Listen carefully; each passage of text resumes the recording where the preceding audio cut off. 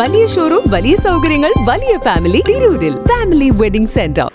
സംസ്ഥാനത്ത് ചരിത്രത്തിൽ ആദ്യമായി ഒരു പവൻ സ്വർണത്തിന് 70,000 രൂപ കടന്നു. ഇന്നലെ ഒരു പവൻ സ്വർണത്തിന് 70,160 രൂപയാണ് വിൽപ്പന വില.